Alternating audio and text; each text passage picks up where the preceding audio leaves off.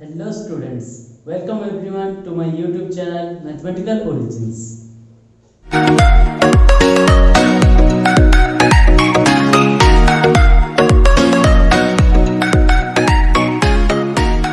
So students, in our previous video we have already discussed about what is partial fraction, what is proper fraction and improper fraction, and we also discussed about how to convert a proper fraction whose denominator has linear and non-repeated factor into partial fraction. So in today's video we are going to discuss some more examples related to proper fraction whose denominator has linear and non-repeated factors.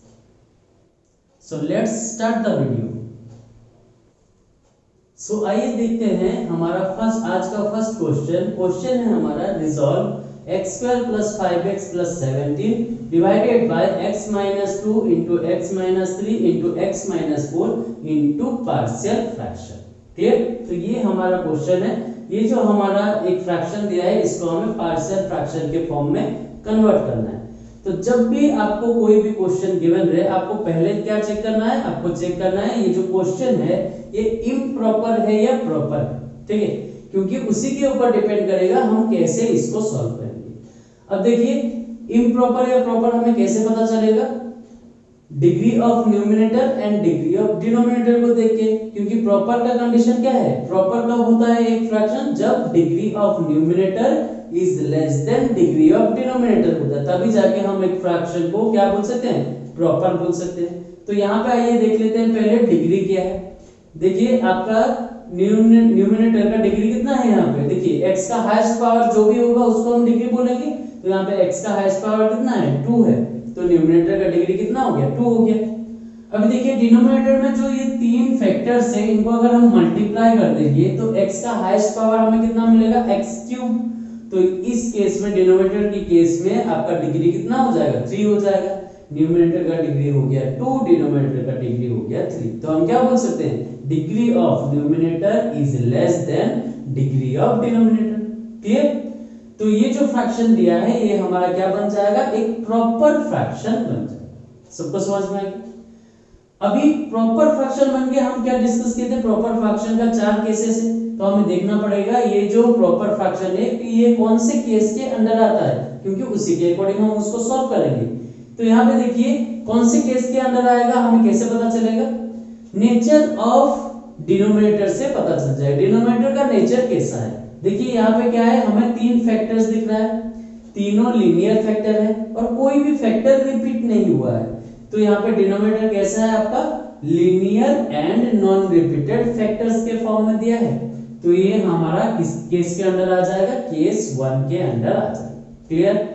तो पहले question देख के हमें इतना चीज decide करना पड़ेगा improper है या प्रॉपर है. अगर प्रॉपर है तो कौन से केस के अंडर में आता है. क्लियर?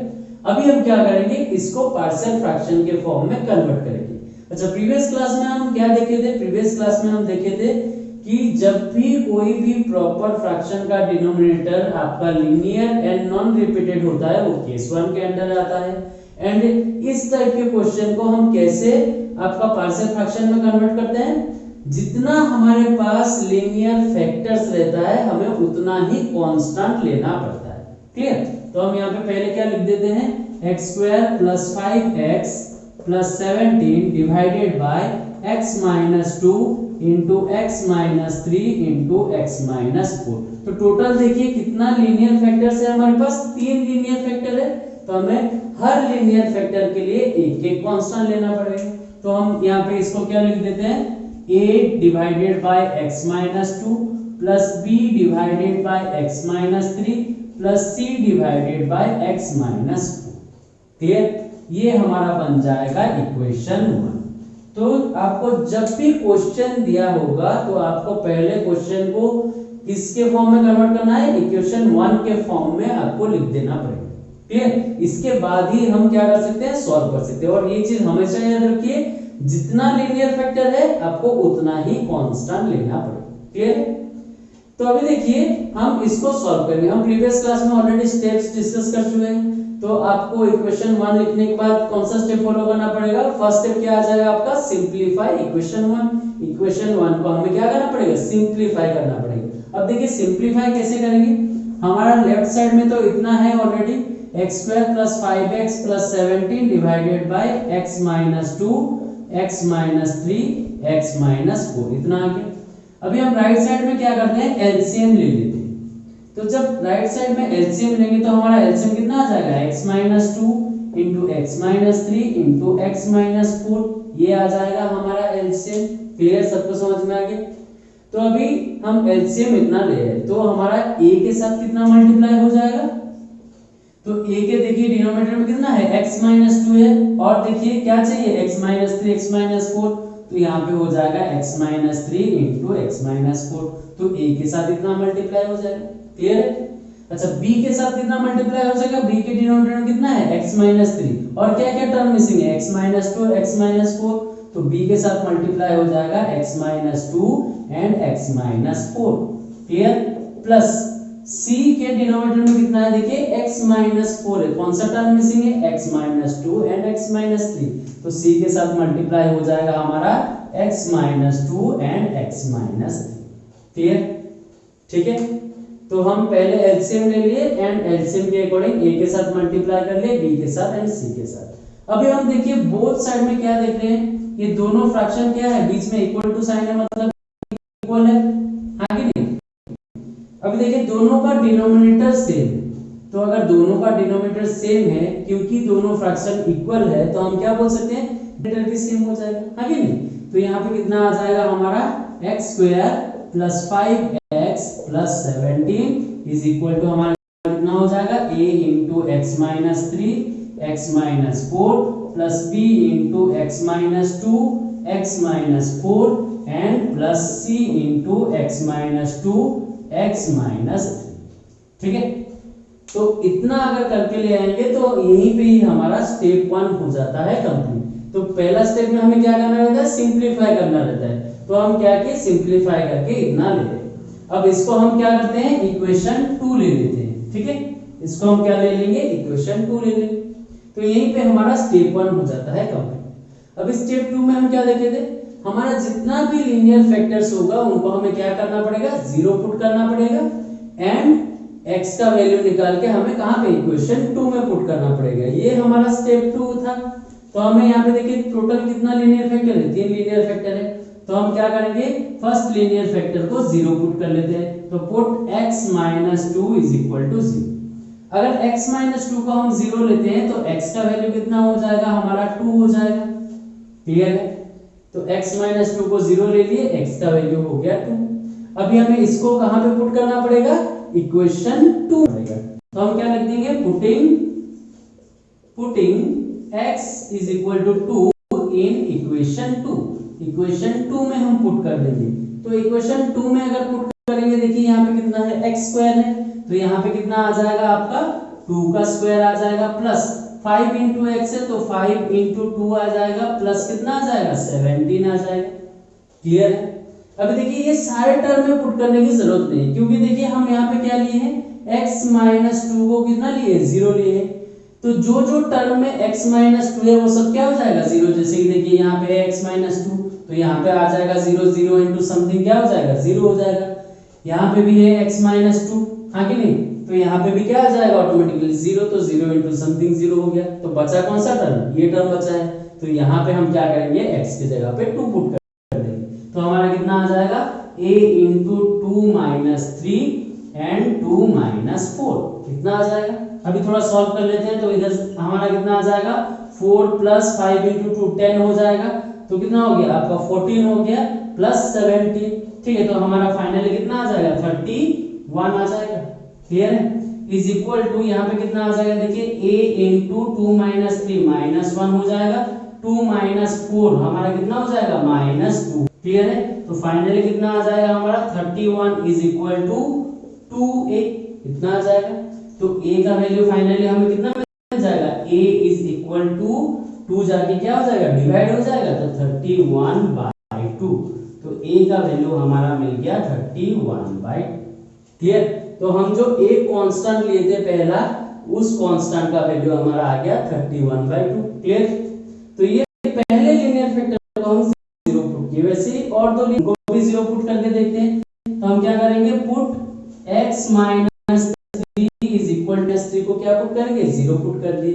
तो x माइनस 3 को 0 पुट करेंगे तो x का वैल्यू कितना आ जाएगा, 3 आ जाएगा हमारा। क्लियर है? तो अभी ये जो x माइनस 3 है इसको हम कहाँ पे लेके पुट करेंगे, इक्वेशन 2 में। ठीक है, तो हम यहाँ पे लिख देंगे putting x equal to 3 in equation 2। Equation 2 में पुट कर देंगे। तो इक्वेशन 2 में जब पुट करेंगे यहाँ पे देखिए x स्क्वायर है तो यहाँ पे क्या आ जाएगा, 3 आ जाएगा हमारा सिंपली। तो आ जाएगा 3 का स्क्वायर प्लस 5 इंटू 3 प्लस कितना आ जाएगा, 17 आ जाएगा। क्लियर है? अभी देखिए ये सारे टर्म में फिर से पुट करने की जरूरत है। यहाँ पे हम कितना लिए देखिए, x माइनस 3 का वैल्यू 0 लिए। तो x माइनस 3 जिस भी टर्म के साथ है तो वो क्या हो जाएगा, 0 हो जाएगा। जैसे कि यहाँ पे देखिए x माइनस 3 है तो यहाँ पे 0 आ जाएगा, 0 इंटू समथिंग क्या हो जाएगा, 0। यहाँ पे देखिए x माइनस 3 है, यहाँ पे भी 0 आ जाएगा, 0 इंटू समथिंग क्या हो जाएगा, 0। तो बचा हमारा कौन सा टर्म, ये वाला टर्म बचा है। इसमें लेके हम क्या करेंगे, 3 पुट कर देंगे। तो हमारा कितना आ जाएगा, b into 3 minus 2 into 3 minus 4, हमारा इतना आ जाएगा। क्लियर? अभी थोड़ा सॉल्व कर लेते हैं। तो 3 का स्क्वायर कितना हो जाएगा हमारा, 9। अच्छा 5 इंटू 3 कितना हो जाएगा हमारा, हो जाएगा 15 प्लस क्या आ जाएगा, 17। ठीक है, तो हमारा कितना आ जाएगा, यहाँ पे देखिए 15 17 एंड 9 अगर कर लेंगे तो 12, इधर आ जाएगा 1, इधर आ जाएगा 2, तो आ जाएगा 4। तो हमारा फाइनली कितना आ गया, 41 इज इक्वल टू, देखिए 3 माइनस 2 1 हो जाएगा, 3 माइनस 4 कितना हो जाएगा, माइनस 1 हो जाएगा। तो फाइनली क्या आ गया, माइनस b। तो फाइनली b का वैल्यू कितना हो जाएगा, माइनस 41। तो सेकंड जो कांस्टेंट था उसका भी वैल्यू हमें कितना मिल गया, माइनस 41। अभी क्या करेंगे, देखिए दो लीनियर फैक्टर को हम 0 पुट कर लिए तो दो कांस्टेंट का वैल्यू हमें मिल गया। अभी हम क्या करेंगे, थर्ड लीनियर फैक्टर है x माइनस 4, इसको भी 0 पुट कर लेते हैं। तो सिंपली क्या करेंगे, put x minus 4 is equal to 0। तो फाइनली x का वैल्यू हमारा कितना आ जाएगा, यहाँ से आ जाएगा 4। अभी ये जो वैल्यू है x इज इक्वल टू 4, इसको हम कहाँ पुट करेंगे, इक्वेशन 2 में पुट कर देंगे। तो सिंपली यहाँ पे लिख देंगे putting x is equal to 4 in equation 2। Equation 2 में पुट कर देंगे। तो फिर से देखिए यहाँ पे आ जाएगा कितना हमारा, 4 का स्क्वायर प्लस 5 इंटू 4। तो हमारा आ जाएगा यहाँ पे कितना आ जाएगा, 4 स्क्वायर प्लस 5 इंटू 4 प्लस 17। फिर से हम क्या देखेंगे, जहां पे भी x माइनस 4 है इसको हम 0 लिए, तो जहां पे भी x माइनस 4 वाला टर्म रहेगा वो क्या हो जाएगा, 0। जैसे कि यहाँ पे देखिए आप x माइनस 4 वाला टर्म है, ये हो जाएगा 0। यहाँ पे भी है x माइनस 4 वाला टर्म, तो ये भी हो जाएगा पूरा 0। बचेगा क्या, c into x minus 2 into x minus 3। तो यहाँ पे लाके हमें क्या पुट करना पड़ेगा, 4 पुट करना पड़ेगा। तो यहाँ पे फाइनली कितना आ जाएगा हमारा, c इंटू आपका आ जाएगा 4 माइनस 2 एंड आ जाएगा 4 माइनस 3। क्लियर, समझ में आ गया? तो यहाँ पे अभी सॉल्व कर लेंगे तो यहाँ पे कितना आ जाएगा, 16 प्लस 20 मतलब 36 हो जाएगा आपका, प्लस 17। ठीक है, तो हमारा फाइनली कितना हो जाएगा, 53 आ जाएगा यहाँ पे, हाँ कि नहीं। इज इक्वल टू कितना हो जाएगा आपका, c इंटू 4 माइनस 2 तो आ जाएगा 2 एंड 4 माइनस 3 आ जाएगा 1। तो फाइनली यहाँ पे क्या हो जाएगा, 2c हो जाएगा। तो फाइनली आपका c इज इक्वल टू कितना हो जाएगा, 53/2। क्लियर, तो हमें c का भी वैल्यू मिल गया कितना, 53/2 मिल गया। सबको समझ में आ गया? क्लियर। तो देखिए हमारा जितना हम कांस्टेंट लिए थे स्टार्टिंग में, हम सारे कांस्टेंट का वैल्यू हमें मिल गया। a is equal to 31/2, b is equal to minus 41 and c is equal to 53/2। तो जितना भी कांस्टेंट हम स्टार्टिंग में लिए थे हमें सबका वैल्यू मिल गया। ठीक है, तो हम यहाँ पे हमारा क्या हो गया, स्टेप 2 हो गया कंप्लीट। अच्छा स्टेप 3 में हमें क्या करना है, सारे कांस्टेंट का वैल्यू हमें मिल चुका है, उनको लेके हमें कहाँ पे रिप्लेस करना है, इक्वेशन 1 में रिप्लेस कर देना है। उतना करने से हमें क्या हो जाएगा, हमें जो फाइनली आंसर निकालने के लिए बोला था पार्शियल फ्रैक्शन में कन्वर्ट करने के लिए, तो हमारा पार्शियल फ्रैक्शन में कन्वर्ट हो जाएगा। ठीक है, तो जिन लोगों को लिखना है वो लोग वीडियो को पॉज करके लिख लीजिए। ओके, अच्छा नेक्स्ट आइए देखते हैं ये स्टेप के बाद हमें क्या करना है। हमें तीनों कांस्टेंट का वैल्यू मिल चुका है, तो हम क्या करेंगे, सिंपली तीनों कांस्टेंट का वैल्यू लेके कहां पे पुट कर देंगे, इक्वेशन 1 में पुट कर देंगे, तो हमारा फाइनल आंसर हमें मिल जाएगा। क्लियर है? तो हम क्या करते हैं, यहाँ पे लिख देते हैं putting the value of a b and c in equation 1 we get, हमें क्या मिल जाएगा, इक्वेशन 1 में पुट करने से हमें क्या मिल जाएगा, इधर आ गया x square plus 5x plus 17 divided by x minus 2 into x minus 3 into x minus 4, इतना आ गया हमारा।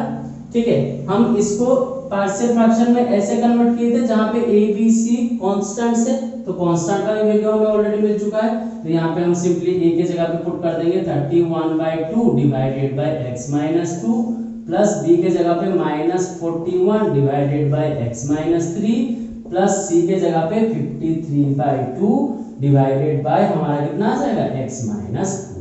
तो ये हमें मिल गया हमारा फाइनल आंसर। क्लियर? सबको समझ में आ गया प्रोसेस कैसे कन्वर्ट किए? ठीक है, तो इतना आपको राइट डाउन करना है तो प्लीज राइट डाउन कर लीजिए। तो नेक्स्ट ये हम सेकंड क्वेश्चन डिस्कस करते हैं। सेकंड क्वेश्चन है हमारा क्या, resolve 8x minus 4 divided by 3x² minus 2x minus 1 into partial fraction. तो ये जो फ्रैक्शन दिया है इसको हमें पार्शियल फ्रैक्शन में कन्वर्ट करना है। तो मैं आपको स्टार्टिंग में क्या बताया था, जब भी पार्शियल फ्रैक्शन का क्वेश्चन आ जाए आपको पहले क्या चेक करना है, इम्प्रॉपर है या प्रॉपर है। इम्प्रॉपर या प्रॉपर चेक करने के लिए हमें क्या देखना पड़ेगा, न्यूमरेटर एंड डिनोमिनेटर का डिग्री देखना पड़ेगा।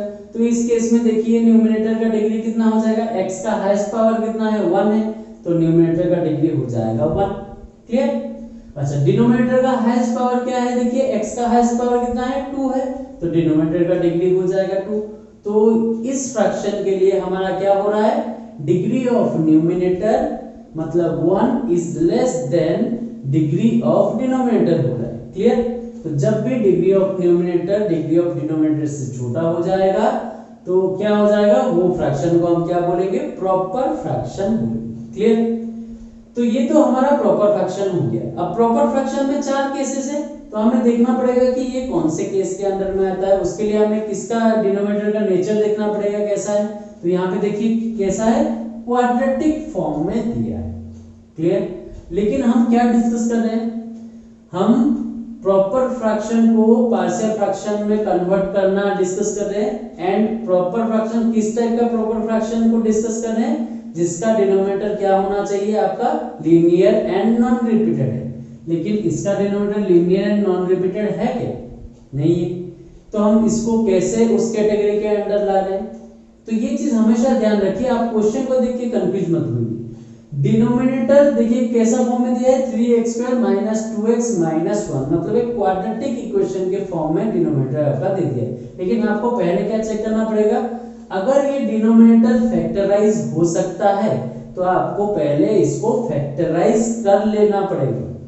क्वेश्चन में देखिएगा बहुत सारे क्वेश्चन में इस टाइप का क्वेश्चन दिया रहेगा, वहां पे बच्चे क्या होते हैं, कंफ्यूज हो जाते हैं। लेकिन आपको ये चीज हमेशा ध्यान में रखना है कि अगर डिनोमिनेटर फैक्टराइज हो सकता है कोई भी क्वेश्चन में, तो हमें पहले क्या करना पड़ेगा, उसको फैक्टराइज कर लेना पड़ेगा। जैसे कि हम यहाँ पे देखते हैं 3x² माइनस 2x माइनस 1, ये फैक्टराइज हो सकता है कि नहीं, पहले चेक कर लेते हैं। तो देखिए यहाँ पे कितना आ गया, 3x², ये जो माइनस 2x है इसको मैं लिख सकता हूँ 3x प्लस x माइनस 1, ऐसे लिख सकते हैं, है कि नहीं। तो देखिए ये दोनों टर्म से कितना कॉमन आ जाएगा हमारा, पहले दो टर्म से हम कॉमन ले लेंगे 3x, तो हमारा बचेगा x माइनस 1, प्लस ये दोनों से हम क्या कॉमन ले सकते हैं, 1 कॉमन ले सकते हैं, तो आ जाएगा x माइनस 1। तो फाइनली ये जो दोनों टर्म है इससे हम कितना कॉमन ले सकते हैं, 3x plus 1 into x minus 1। तो ये हमारा देखिए ये जो क्वाड्रेटिक फॉर्म में था, ये हम इसको फैक्टराइज करके देखिए इस फॉर्म में ले 3x plus 1 and x minus 1, जहां पे दोनों देखिए किस टाइप का फैक्टर से, लीनियर फैक्टर से, एंड रिपीट नहीं हुआ है। क्लियर? तो ये जो क्वेश्चन था हमारा कितना 8x minus 4 divided by 3x square minus 2x minus 1। अब कन्वर्ट होके कितना हो जाएगा आपका 8x माइनस 4 डिवाइडेड बाय, देखिए इसकी जगह पे कितना आ जाएगा हमारा 3x plus 1 into x minus 1। Convert होके इस फॉर्म में आ गया। अब देखिए डिनोमिनेटर कैसा है, लीनियर एंड नॉन रिपीटेड है ना, समझ में आ गया सबको। तो पहले आपको ये चीज देखना पड़ेगा, अगर डिनोमिनेटर को हम फैक्टराइज कर सकते हैं तो आपको पहले ही फैक्टराइज कर लेना पड़ेगा। क्लियर? उसके बाद आप चेक कीजिए कि कौन से केस के अंदर में आ रहा है। क्लियर? तो अभी हमारा क्वेश्चन कन्वर्ट हो गया, यहां से कितना हो गया, इतना हो गया। ठीक है, अब देखिए जितना लीनियर फैक्टर होता है हम क्या करते हैं उतना ही कांस्टेंट लेते हैं। तो यहाँ पे क्योंकि दो लीनियर फैक्टर है तो हम क्या करेंगे, सिंपली उसके लिए दो कांस्टेंट ले लेंगे। तो एक आ जाएगा a divided by 3x plus 1, दूसरा आ जाएगा आपका plus b divided by x minus 1। इसको हम मान लेंगे इक्वेशन 1। क्लियर? सबको समझ में आ गया? तो यही चीज इंपॉर्टेंट है, आपको इक्वेशन 1 लिखना इंपॉर्टेंट है। ठीक है, क्योंकि यहीं पे ही बहुत बच्चे गलती कर देते हैं। क्लियर? एक बार इक्वेशन 1 हम लिख लिए, इसके बाद हमें क्या करना है, इसको सिंपलीफाई करना है। तो सिंपली हम क्या करेंगे, यहाँ पे आ गया हमारा 8x minus 4 divided by 3x plus 1 into x minus 1 is equal to, simplify करने के लिए हमें क्या करना पड़ेगा, जो राइट साइड में है इसका एलसीएम पहले ले लेंगे। तो 3x plus 1 into x minus 1 आ गया। अभी देखिए a के साथ कितना मल्टीप्लाई हो जाएगा हमारा, a के डिनोमिनेटर कितना है 3x प्लस 1, तो a के साथ और कितना है, कितना मल्टीप्लाई हो जाएगा a इंटू एक्स माइनस 1 हो जाएगा, प्लस b के डिनोमिनेटर में कितना है, देखिए x माइनस 1 कौन सा टर्म मिसिंग है 3x प्लस 1, तो b के साथ कितना मल्टीप्लाई हो जाएगा 3x प्लस 1 मल्टीप्लाई हो जाएगा। क्लियर है? तो अभी देखिए दोनों फ्रैक्शन हम इक्वल टू साइन दिए, मतलब इसका मतलब क्या है, दोनों फ्रैक्शन इक्वल है।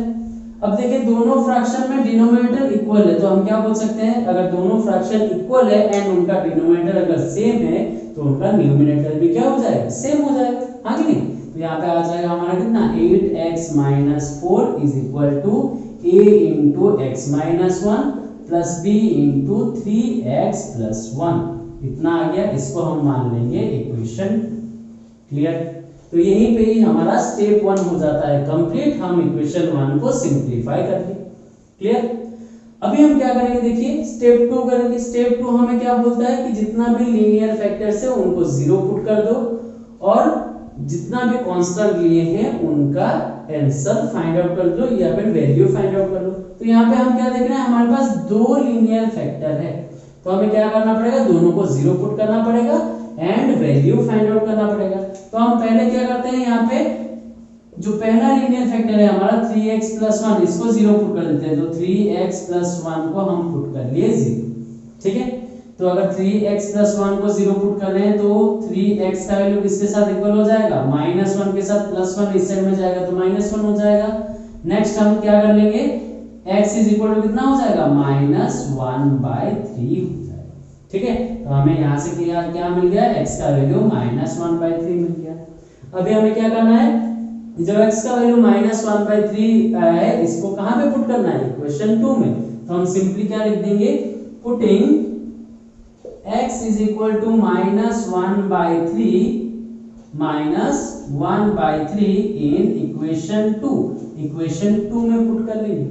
तो देखिए यहाँ पे कितना है 8x माइनस 4, तो कितना आ जाएगा हमारा 8 इंटू माइनस 1/3 माइनस 4 आ जाएगा, इक्वल टू, देखिए दोनों टर्म में पुट करने की जरूरत नहीं है क्योंकि हम यहाँ पे क्या लिए 3x प्लस 1 इक्वल टू कितना लिए 0, तो 3x प्लस 1 कहाँ पे, b के साथ मल्टीप्लाई है तो इसके जगह पे 0 आ जाएगा, तो b इंटू 0 क्या हो जाएगा, 0 हो जाएगा। तो सिर्फ ये टर्म बचेगा तो इसमें पुट कर देंगे, a इंटू एक्स के जगह पे कितना आ जाएगा, माइनस 1/3 माइनस 1, इतना आ जाएगा। ठीक है, अभी हमें क्या करना है, बस इसको सॉल्व कर लेना है।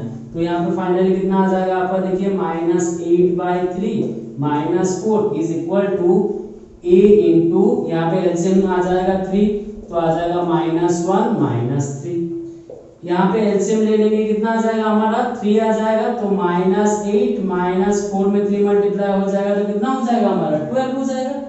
तो यहाँ पे कितना आ गया हमारा a इंटू माइनस 4/3, इतना आ जाएगा।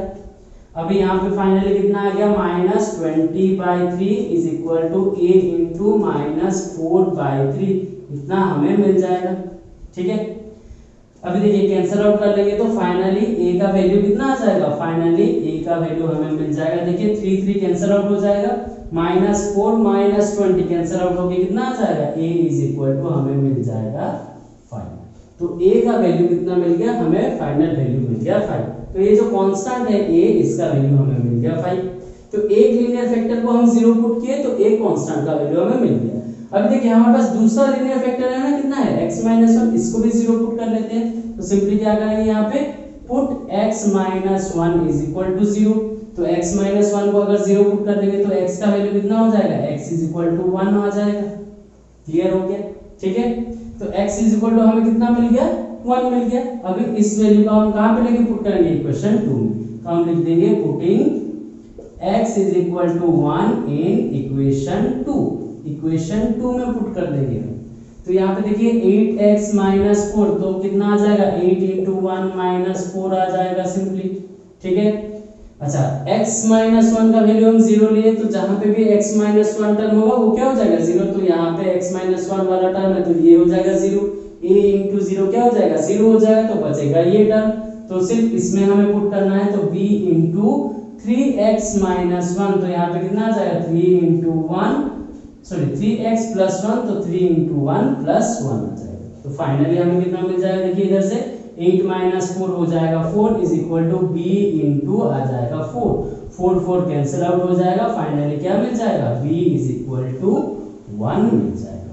तो हम देखिए पहले क्या किए थे, दो कांस्टेंट लिए थे एंड दोनों कांस्टेंट का ही वैल्यू हमें मिल गया। एक तो a का वैल्यू 5 मिल गया, b का वैल्यू 1 मिल गया। तो यहाँ पे हमारा क्या हो जाता है, स्टेप 2 कंप्लीट हो जाता है। जिन लोगों को लिखना है, इसको राइट डाउन करना है, वीडियो को पॉज करके वो लोग राइट डाउन कर लीजिए। क्लियर, तो यहाँ पे हमारा स्टेप 2 कंप्लीट हो जाता है। स्टेप 3 में हमें क्या करना है, एक बार आप कांस्टेंट का वैल्यू फाइंड आउट कर ले तो उनको लेके कहाँ पे रिप्लेस कर देंगे, इक्वेशन 1 में रिप्लेस कर देंगे। तो उतना करने से क्या हो जाएगा, उतना करने से हमारा जो सॉल्यूशन हमें पूछा है पार्शियल फ्रैक्शन में कन्वर्ट करने के लिए, वो हमें मिल जाएगा। तो हम यहाँ पे सिंपली क्या करेंगे, लिख लेंगे putting values of a and b in equation 1, equation 1 में पुट कर देंगे। तो फाइनली कितना आ जाएगा, 8x - 4 divided by 3x² -2x - 1 is equal to a के जगह पे आ जाएगा 5 divided by 3x plus 1 and b के जगह पे आ जाएगा कितना हमारा 1, तो 1 डिवाइडेड बाय x - 1। तो हमें क्या बोला था, resolve this into partial fraction. तो हम देखिए पार्शियल फ्रैक्शन के फॉर्म में कन्वर्ट करेंगे। क्लियर, नेक्स्ट आइए डिस्कस कर लेते हैं हम थर्ड क्वेश्चन। क्वेश्चन नंबर 3 क्या दिया है हमें, resolve x² + 1 divided by x into x² - 1 into partial fraction. ठीक है, तो ये क्वेश्चन हमें पार्शियल फ्रैक्शन के फॉर्म में कन्वर्ट करने के लिए दिया है। तो पहले हमें चेक करना है ये प्रॉपर है या इम्प्रॉपर है। ठीक है, मैं ये क्यों बार बार आपको बोल रहा हूँ, क्योंकि आपको क्वेश्चन में मेंशन नहीं होगा, ठीक है, कि प्रॉपर से दिया है या इम्प्रॉपर से दिया है, तो आपको पहले चेक करना पड़ेगा। तो यहाँ पे भी चेक कर लेते हैं। देखिए यहाँ पे न्यूमरेटर का हाईएस्ट पावर कितना है, देखिए 2 है, तो डिग्री क्या हो जाएगा, न्यूमरेटर का 2 हो जाएगा। डिनोमिनेटर में देखिए जो टर्म है x इंटू x² - 1, अगर इसको हम मल्टीप्लाई कर देते हैं तो x का हाईएस्ट पावर हमें कितना मिलेगा, 3 मिल जाएगा। तो डिनोमिनेटर का डिग्री कितना हो जाएगा, 3। तो degree of numerator is less than क्या हो गया, डिग्री ऑफ डिनोमिनेटर, मतलब ये एक क्या बन जाएगा, प्रॉपर फ्रैक्शन बन जाएगा। क्लियर, तो हमें पहला चीज देख लेना है कि प्रॉपर है या इम्प्रॉपर है। नेक्स्ट हम क्या देखिए, अगर ये फ्रैक्शन प्रॉपर है जो कि हमें मिल चुका है यहाँ पे, तो हमें देखना पड़ेगा कौन सा केस के अंदर आ रहा है।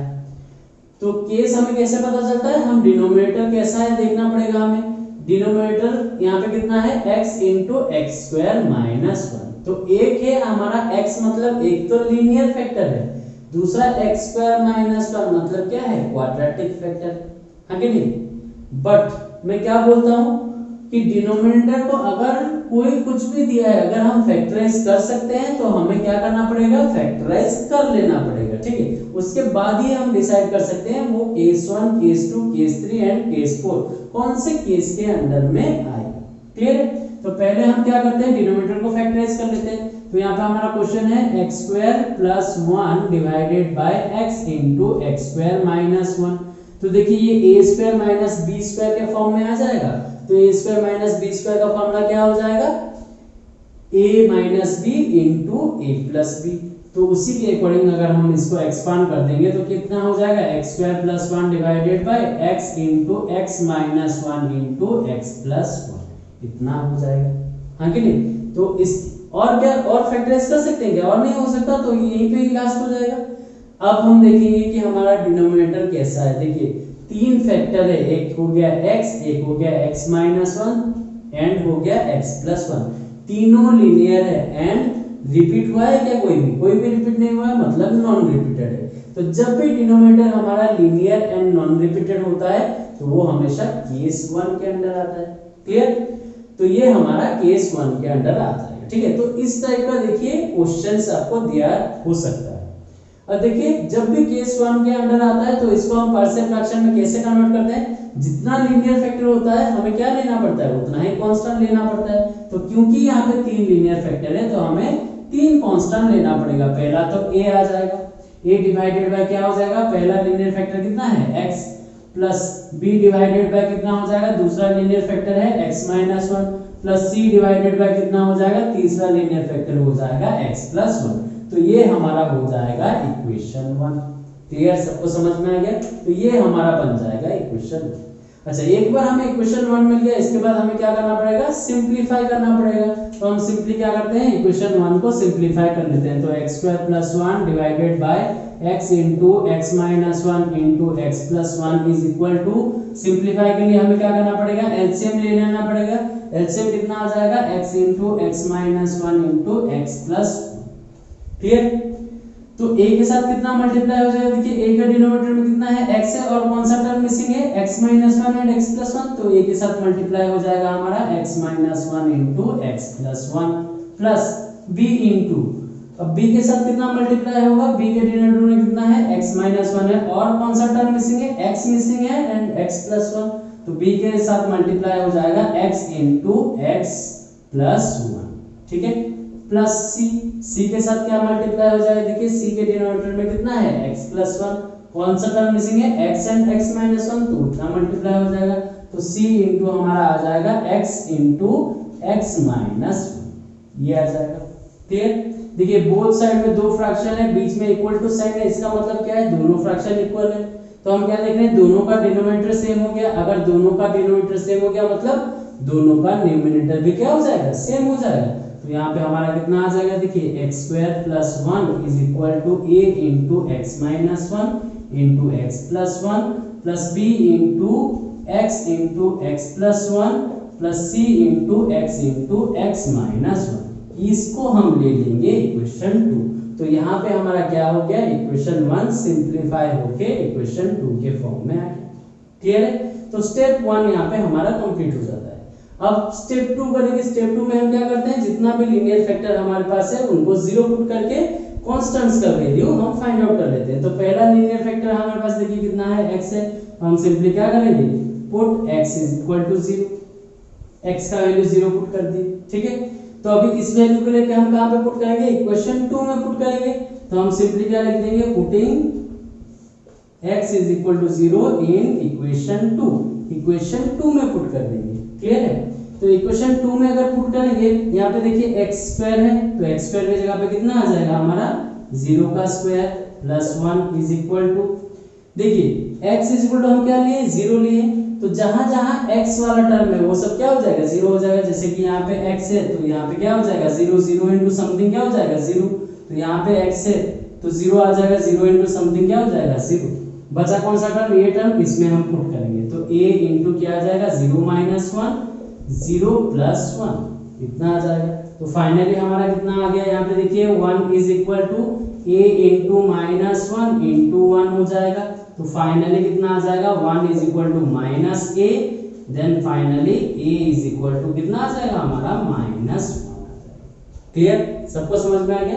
तो a का वैल्यू हमें कितना मिल जाएगा, माइनस 1 मिल जाएगा। अभी हमें क्या करना है, देखिए जो सेकंड लीनियर फैक्टर है उसको हम क्या करेंगे, 0 पुट कर देंगे। तो यहाँ पे क्या करेंगे, simply put x minus 1 is equal to 0। तो फाइनली कितना हो जाएगा, x का वैल्यू 1 मिल जाएगा। इसको लेके हम कहाँ पे पुट करेंगे, इक्वेशन 2 में पुट कर देंगे। तो हम सिंपली लिख देंगे putting x is equal to 1 in equation 2। Equation 2 में हम पुट कर देंगे। तो यहाँ पे देखिए x स्क्वायर की जगह पे क्या आ जाएगा, 1 का स्क्वायर प्लस क्या आ जाएगा 1, ठीक है। अच्छा, जहाँ पे देखिए x minus 1 is equal to हम क्या लिए यहाँ पे 0 लिए, तो जहाँ पे भी x माइनस 1 वाला टर्म होगा वो क्या हो जाएगा, 0 हो जाएगा। जैसे कि देखिए यहाँ पे है x माइनस 1 वाला टर्म, तो यहाँ पे आ जाएगा 0, 0 इंटू समथिंग, ये टर्म पूरा क्या हो जाएगा, 0 हो जाएगा।